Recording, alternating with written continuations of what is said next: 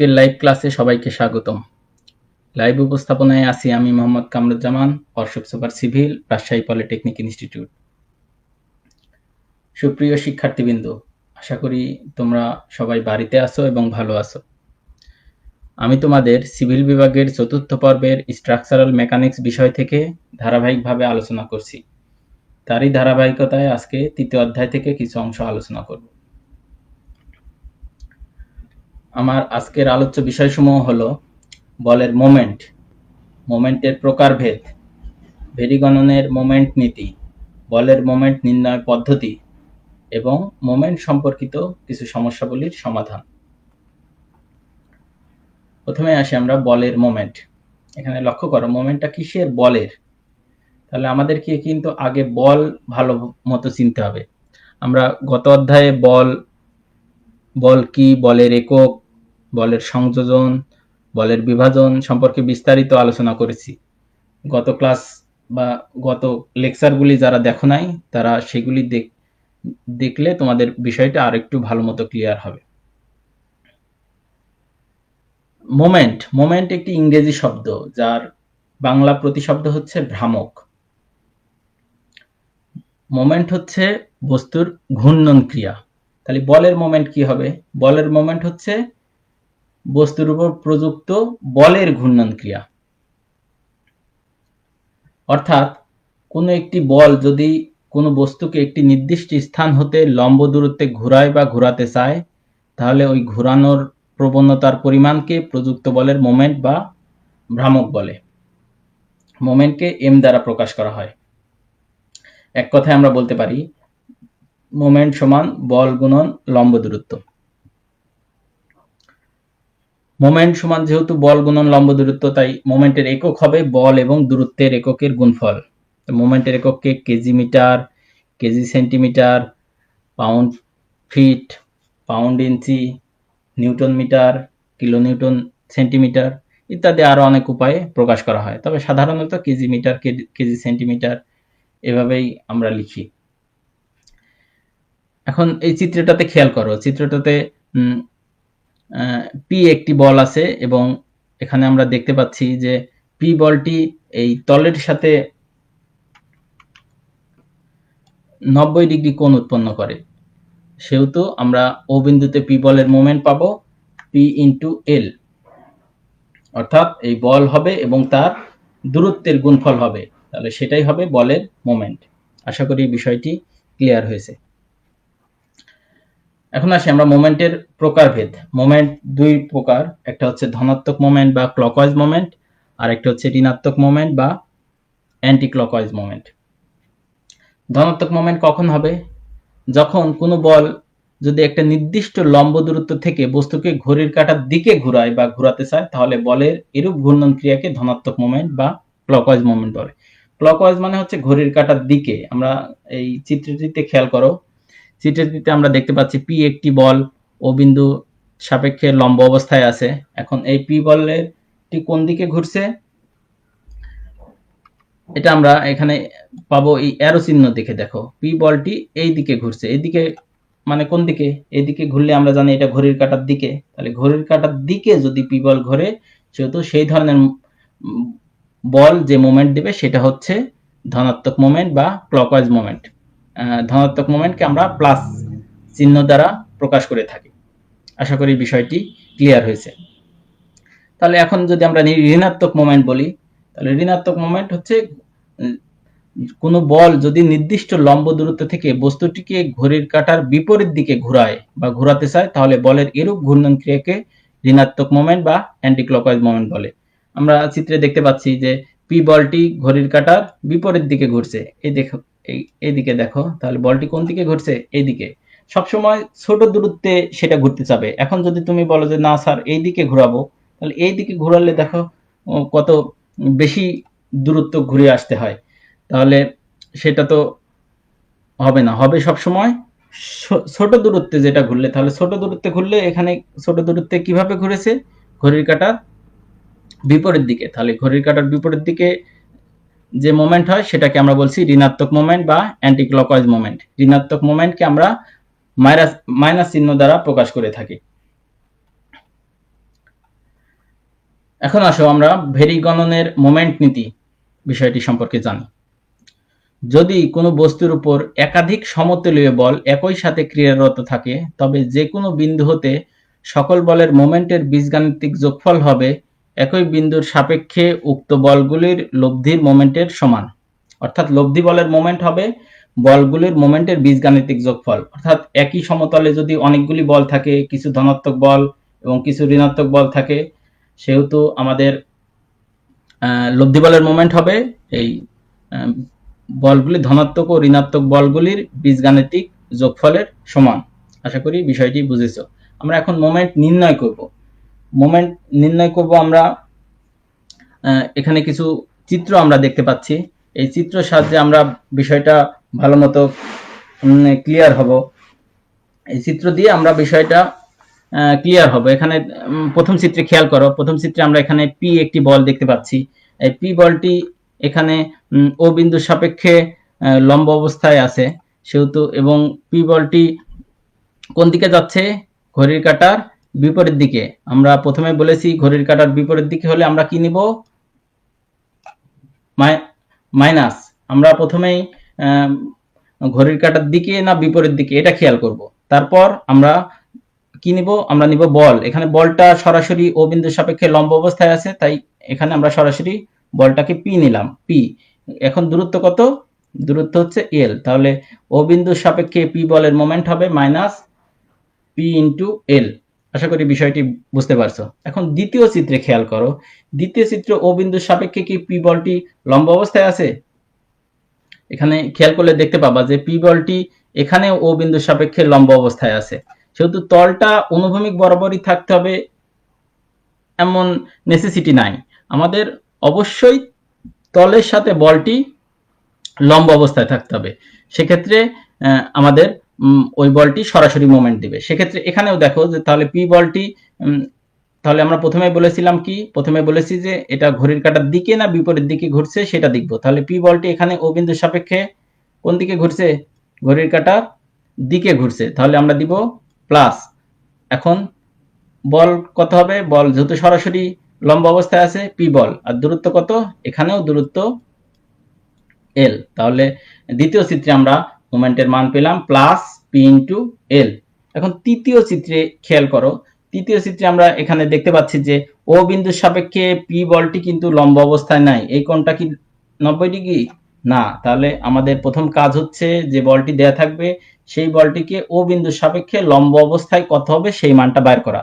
তার জন্য আমাদের কিভাবে বের করতে পারি আমরা?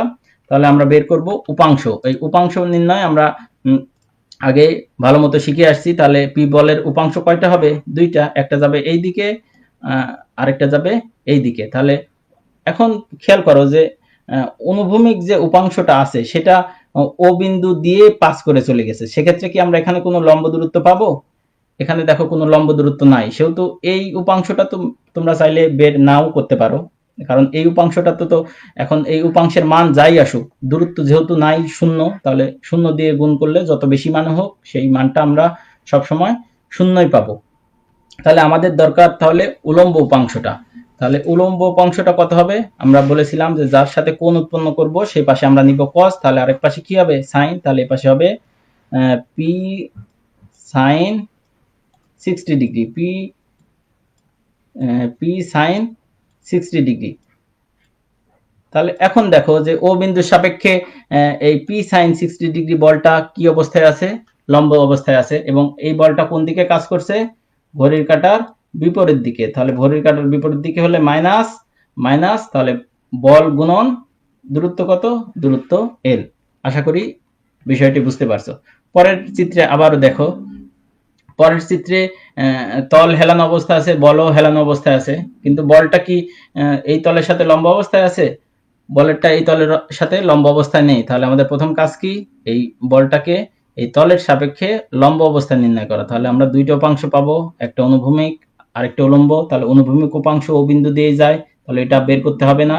তাহলে আর উলম্ব যে উপাংশটা আছে সেটা কত হবে? p sin 60 degree. তাহলে এবং সেটা কোন দিকে যাচ্ছে? ঘড়ির কাঁটার বিপরীত দিকে, সেহেতু আমরা লিখতে পারবো minus p sin 60 degree into দূরত্ব কত? l। আশা করি মোমেন্ট নির্ণয় এই বিষয়গুলি যদি বাসায় আরেকটু বেশি ভালো মতো প্র্যাকটিস করো তাহলে মনে হয় মোমেন্ট নির্ণয় আশা করি তোমাদের খুব বেশি সমস্যা হবে না।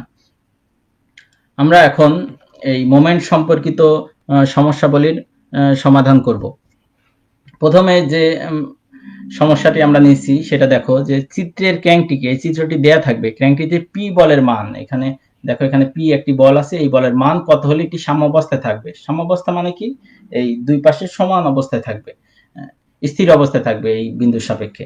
তাহলে এই জাতীয় প্রবলেম সলিউশন করার আগে আমরা যে কাজটি করব সেই কাজটি হচ্ছে এই প্রথমে এটার আমরা একটা লাইন ডায়াগ্রাম এঁকে নিব। তাহলে লাইন ডায়াগ্রাম যদি এঁকে নিতে চাই আমরা প্রথমে এই অনুভূমিক বরাবর, চিত্রটা এত সুন্দর করে আঁকার দরকার নাই, তোমরা এই ডান পাশের চিত্রটাই পরীক্ষার খাতায় আঁকবে। তাহলে লাইন ডায়াগ্রাম আঁকার পর এদিকে একটা মেম্বার গেছে, সেই মেম্বারটা আমরা দিয়ে দিলাম এদিকে, এখানে কোণ কত 30 ডিগ্রি দিয়ে দিলাম। তারপর এইদিকে একটা এখানে বিম বলো বা মেম্বার বলো সেটা গেছে, তাহলে সেটাকে আমরা এই লাইন দ্বারা প্রকাশ করলাম। এখানে কত বল আছে পি, এবং এই বিমের যে দৈর্ঘ্য দেয়া আছে সেটা দেয়া আছে 15 সেন্টিমিটার, এবং এখানে এই বিমের দৈর্ঘ্য দেয়া নাই, এখানে অনুভূমিক যে দূরত্ব দেয়া আছে সেটা হচ্ছে 30 সেন্টিমিটার। এখন খেয়াল করো আমরা কি করব, পি বলের মান নির্ণয় করতে হবে। তাহলে বি বিন্দুতে বলগুলি সাম্যাবস্থায় আছে, তাহলে আমরা মোমেন্ট নির্ণয় করব কোন বিন্দুতে, বি বিন্দুতে। তাহলে বি বিন্দুতে মোমেন্ট নির্ণয় করব কিভাবে, সাম্যাবস্থায় থাকতে হলে সমস্ত মোমেন্টের বীজগাণিতিক যোগফল 0 আমরা ভেরিগণনের মোমেন্ট নীতি থেকে দেখে আসলাম। তাহলে এখানে সবগুলি মোমেন্টের বীজগাণিতিক যোগফল 0 সেভাবে লিখব। তাহলে summation of moment at B সমান 0, কিন্তু আমাদের এখানে ধরে নিতে হবে, আমরা ঘড়ির কাঁটার দিকে যোগবোধক আমরা ধরে নিছি, আমরা মোমেন্টের প্রকারভেদ অংশে আমরা আগেই দেখে আসছি যে ঘড়ির কাঁটার দিকে যোগবোধক, সেক্ষেত্রে আমরা লিখতে পারি। এখন দেখো যে এখানে খেয়াল করো যে 100 কেজি বলটাকে যদি আমরা এ বরাবর টানি, সেক্ষেত্রে দেখো যে এই 100 কেজি বল এখানে 90 ডিগ্রি কোণ উৎপন্ন করে, সেক্ষেত্রে তাহলে দূরত্ব কত হবে, দূরত্ব হবে 30 সেন্টিমিটার।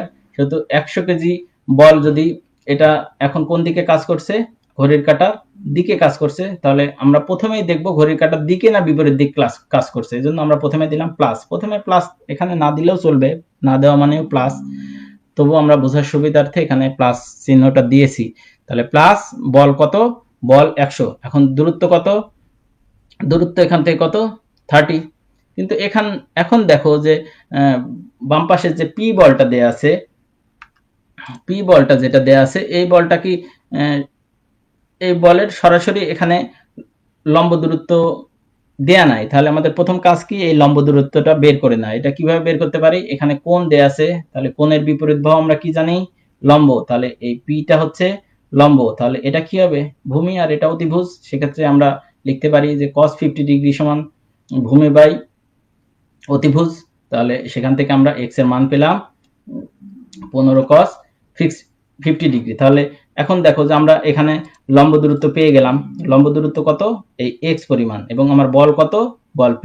এখন এই p বল কোন দিকে কাজ করেছে, ঘড়ির কাঁটার বিপরীত দিকে, ঘড়ির কাঁটার বিপরীত দিকে কাজ করেছে, এজন্য আমরা প্রথমে নিলাম মাইনাস, তাহলে মাইনাস p ইনটু দূরত্ব কত x, x এর মান কত 15 cos 50 ডিগ্রি, তাহলে 15 cos 50 ডিগ্রি সমান 0। তাহলে সেখান থেকে আমরা p টাকে এক পাশে রেখে বাকি অংশ অন্য পাশে যদি নিয়ে যাই, তাহলে p ইনটু 15 cos 50 ডিগ্রি সমান 3000, সেখান থেকে আমরা p এর মান পাই 3000 ডিভাইডেড বাই 15 cos 50 ডিগ্রি, সেখান থেকে আমরা p এর মান পাই 311.14 কেজি।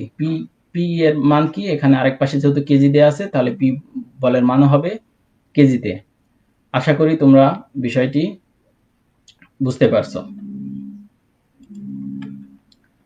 এখন আমরা এই সম্পর্কিত যদি আরেকটি সমস্যা দেখতে চাই, এখানে খেয়াল করো যে নিম্নের চিত্র হতে ডাব্লু বলের মান নির্ণয় করতে হবে। এই যে এখানে দেখো একটা চিত্র দেয়া আছে, এই চিত্র থেকে এই যে এখানে ডাব্লু যে বল দেয়া আছে সেই বলের মান কত হবে নির্ণয় করতে হবে। তাহলে আমরা প্রথমে বলেছিলাম কি যে সমস্ত বলগুলি অ্যাঙ্গুলার অবস্থায় থাকবে সেইগুলি কি আমরা উপাংশে বিভক্ত করে নেব। তাহলে এখানে আমরা পরের চিত্রে আসি, তাহলে আমরা যদি 800 নিউটন বলটিকে উপাংশে বিভক্ত করতে চাই, তাহলে একটা পাবো এই উলম্ব উপাংশ আর একটা পাবো অনুভূমিক উপাংশ। তাহলে উপাংশ দুটি কেমন হবে, এখানে যদি আমরা খেয়াল করো, যদি আমরা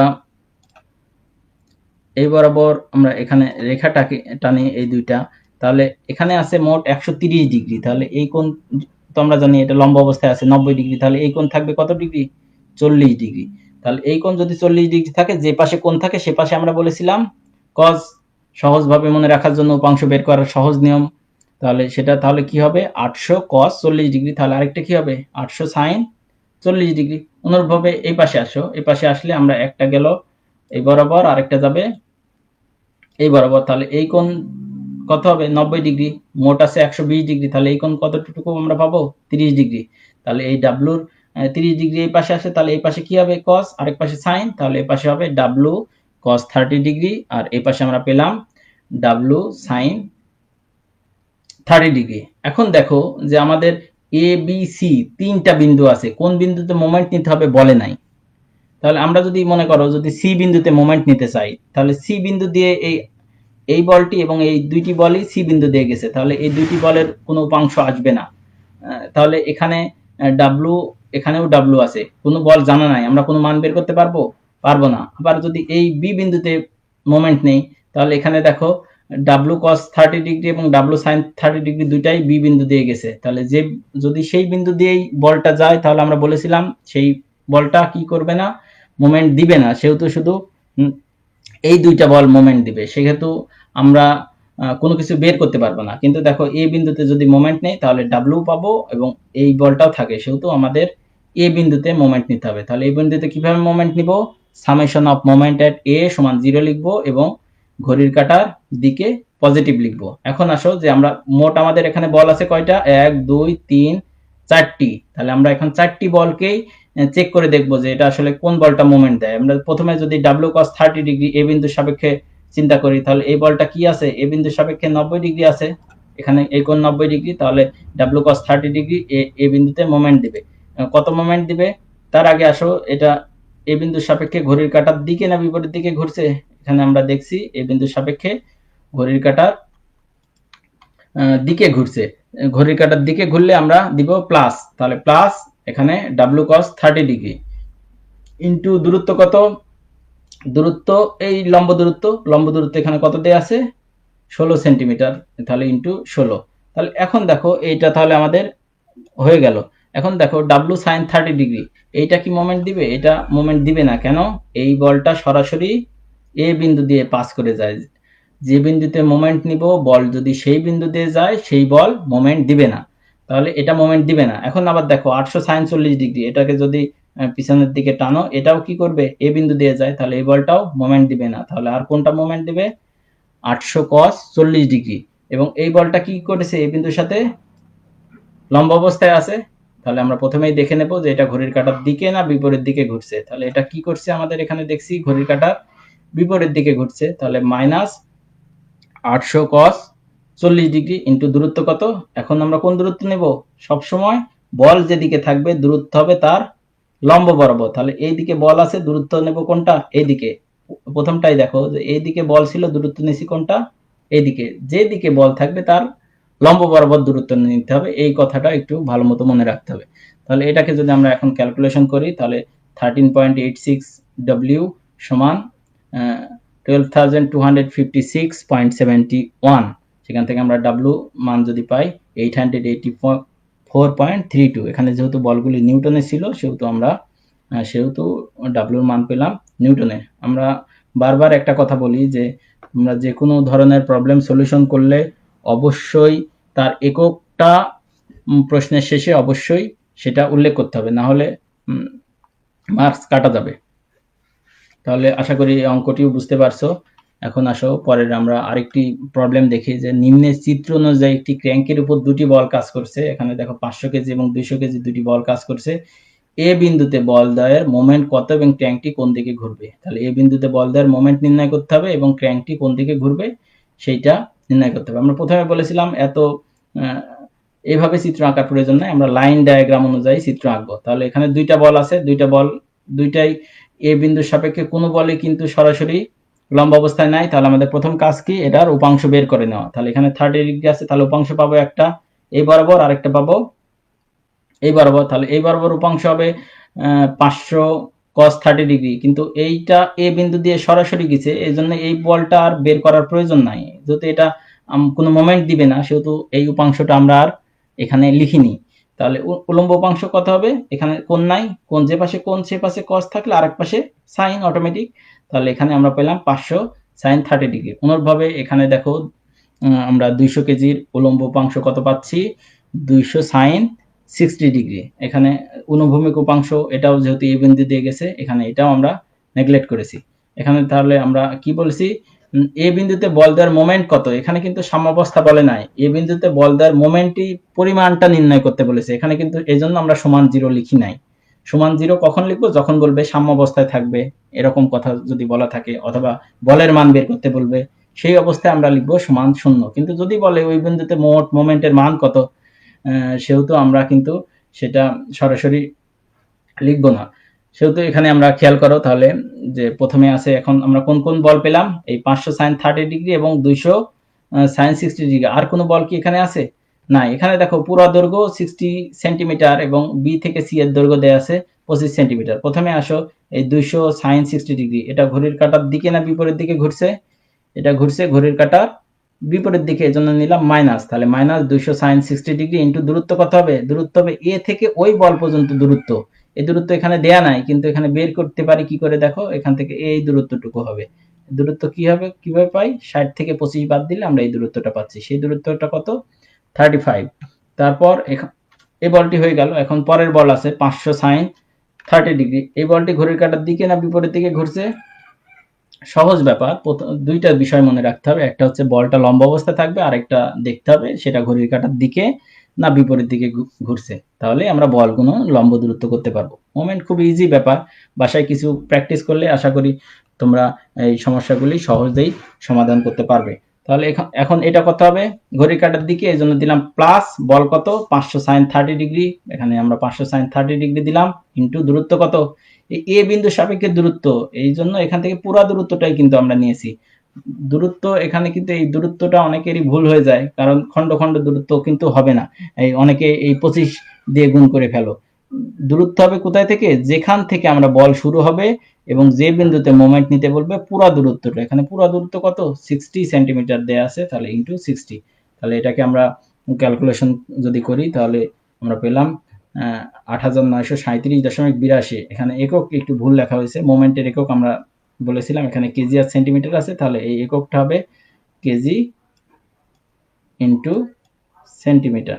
আশা করি বিষয়টি বুঝতে পারছো। এখন এটা তো প্রথম অংশের উত্তর হলো। দ্বিতীয় অংশ বলেছে ক্র্যাঙ্কটি কোন দিকে ঘুরবে। তাহলে আমরা রেজাল্ট এখানে পেয়েছি, ফাইনাল রেজাল্ট আমরা পজিটিভ পেয়েছি। আর পজিটিভ মানে কোন ধরনের মোমেন্ট, ধনাত্মক মোমেন্ট। যেহেতু ধনাত্মক মোমেন্ট কোন দিকে ঘোরে, ধনাত্মক মোমেন্ট ঘড়ির কাঁটার দিকে ঘোরে। অতএব আমরা লিখতে পারি এ বিন্দুতে বল দেওয়ার মোমেন্ট যেহেতু ধনাত্মক, তাই ক্র্যাঙ্কটি ঘড়ির কাঁটার দিকে ঘুরবে। আশা করি বিষয়টা ক্লিয়ার হয়েছে। পরে আরেকটি অঙ্ক দেখো, যে নিম্নের চিত্র অনুযায়ী এবি ক্র্যাঙ্কের উপর 3টি বল ক্রাস করছে, ক্র্যাঙ্কটি এ প্রান্তের মোমেন্টের মান ও দিক নির্ণয় করো। একই রকম ব্যাপার। তাহলে এখানে 3টি বল কাজ করছে, এখানে দেখো বলগুলি আবার এই অ্যারো চিহ্ন ভিতরের দিকে দেয়া আছে। আমরা প্রথম কাজ কি করব, এই অ্যারো চিহ্নগুলোকে টেনে আমরা আরেক পাশে বের করে নিয়ে যাব। কিভাবে বের করে নেব, এখানে দেখো যে আমরা যদি এটাকে টেনে এইদিকে বের করে নিয়ে যাই, তাহলে এই কোণ যদি 60 ডিগ্রি হয়, এই কোণে আমরা কি পাবো, এই কোণটাও আমরা পাবো 60 ডিগ্রি। তাহলে এই 150 কেজি বল আমরা এখানে লিখতে পারি, এই যে এখানে দেখো লিখেছি। এখন 60 কেজি বল এখানে আছে, এটাকে টেনে আমরা এই পাশে বের করে দাও। তাহলে টেনে যদি এই পাশে বের করে দাও, সেক্ষেত্রে আমরা এই পাশে 30 ডিগ্রি কোণ হলে এই পাশে 30 ডিগ্রি কোণ হবে। এখন তাহলে অঙ্কটা করতে সুবিধা হবে। তোমরা চাইলে এখান থেকেও যদি সরাসরি করতে পারো, দ্যাটস ফাইন, অসুবিধা নাই। কিন্তু যদি টেনে আরেক পাশে বের করে দাও, তাহলে তোমাদের অঙ্কটা বুঝতে সুবিধা হবে। সেহেতু এখন দেখো যে আমাদের বলগুলির উপাংশ বের করতে হবে। তাহলে 60 কেজির একটা এই বরাবর উপাংশ পাবো, আরেকটা অনুভূমিক বরাবর, কিন্তু অনুভূমিক বরাবর উপাংশ এ দিয়ে পাস করেছে, সেটা আর আমরা বের করিনি। তাহলে উলম্ব উপাংশ কত হবে, অনুভূমিকের সাথে 30 ডিগ্রি কোণ আছে, উলম্বর সাথে তাহলে হবে 60 sin 60 ডিগ্রি। 30 ডিগ্রি। অনুরূপভাবে দেখো 150 কেজি বল অনুভূমিকের সাথে 60 ডিগ্রি, তাহলে অনুভূমিকের সাথে কোণ আছে, উলম্ব বরাবর হবে কি সাইন। তিনটাই অনুভূমিকের সাথে কোণ আছে, উলম্ব বরাবর সাইন হবে। যেহেতু আমরা এখন আমাদের বল কোনটা কোনটা, এই তিনটা বল, তাহলে এই তিনটা বল আমরা পেলাম। এই তিনটা বল কি করবে, এ বিন্দুর সাপেক্ষে মোমেন্ট কত সেটা নির্ণয় করতে হবে। তাহলে আমরা প্রথমেই আসো, যদি 60 sin 60 ডিগ্রি এই বলটা নিতে চাই, এটা কি করছে, এ বিন্দুর সাপেক্ষে ঘড়ির কাঁটার দিকে ঘুরছে, তাহলে আমরা দিলাম প্লাস 60 sin 60 ডিগ্রি, এবং এ বিন্দু থেকে দূরত্ব কত, 1 মিটার ইন্টু 1 এটা আমরা দিয়ে দিলাম। এখন পরে আছে দেখো, পরেরটা 150 sin 60 ডিগ্রি।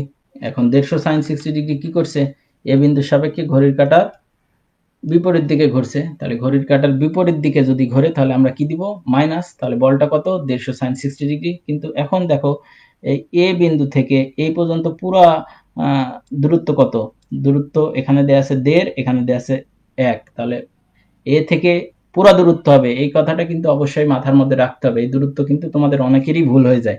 তাহলে এটা আমরা পেলাম 1.5 প্লাস 1, তাহলে 2.5, তাহলে 150 sin 60 ডিগ্রি ইন্টু 2.5, তাহলে এই বলটা হলো। এবং আরেকটি বল আছে, এখন কোনটা, 100 কেজির জন্য যেটা পেয়েছি 100 sin 60 ডিগ্রি। এখন 100 sin 60 ডিগ্রি এটা কি করছে, এটা ঘড়ির কাঁটার বিপরীত দিকে ঘুরছে, তাহলে আমরা দিলাম মাইনাস। তাহলে 100 sin 60 দূরত্ব কোনটা হবে, এখান থেকে পুরো দূরত্ব, তাহলে এখানে এই পর্যন্ত 2.5 ছিল, তার সাথে আরো এক যোগ হয়ে 3.5 হলো। আশা করি বুঝতে পেরেছো। তাহলে এখন যদি আমরা ক্যালকুলেশন করি, তাহলে আমরা মানটা পেলাম -469.76 কেজি। এখানেও মিস্টেক হয়ে গেছে, একক হবে কেজি, একক হবে কেজি সেন্টিমিটার, কেজি এখানে হবে কেজি মিটার, যেহেতু এটা মিটার আছে, তাহলে এই একক হবে কেজি ইন্টু মিটার। এখন দেখো এখানে এটা ঘড়ির কাঁটার মাইনাস পেয়েছি, মাইনাস মানে কোন মোমেন্ট, ঋণাত্মক মোমেন্ট, তাহলে ঋণাত্মক মোমেন্ট বলে এটা কি করবে, ঘড়ির কাঁটার বিপরীত দিকে ঘুরবে। আশা করি প্রবলেমটি বুঝতে পারছো। এখন তোমাদের কিছু বাড়ির কাজ থাকবে, এই বাড়ির কাজগুলি অবশ্যই তোমরা প্র্যাকটিস করবে। স্ট্রাকচারাল মেকানিক্স বিষয় শুধু বুঝলে হবে না, সাথে সাথে বাসায় যদি প্র্যাকটিস করো তাহলে হয়তো তুমি তোমার সমস্যাটা বুঝতে পারবে। আর যদি অঙ্ক করতে যে সমস্যা মনে হয়, তখন তুমি লেকচারটা আরেকবার রিভিউ করে নিলে আশা করি স্ট্রাকচারাল মেকানিক্স বিষয়ে তোমাদের আর কোনো সমস্যা থাকবে না। তাহলে বাড়ির কাজ কি কি থাকবে, বলের মোমেন্ট বলতে কি বুঝো, মোমেন্ট কত প্রকার ও কি কি, এবং একটা চিত্র দেওয়া আছে আগের চিত্রটাই, সেটার বলের আমি ডিরেকশন চেঞ্জ করে দিছি, সেটা তোমরা মোমেন্টের মান ও দিক নির্ণয় করবে। এই ক্লাসটি যদি পুনরায় দেখতে চাও তাহলে ভিজিট করতে হবে জাতীয় দক্ষতা বাতায়নে। ওয়েবসাইটের লিংক হলো www.skills.gov.bd/dt পেজ। সকলকে ধৈর্য সহকারে ক্লাস দেখার জন্য আবারও ধন্যবাদ জানিয়ে আজকের মতো এখানেই শেষ করছি।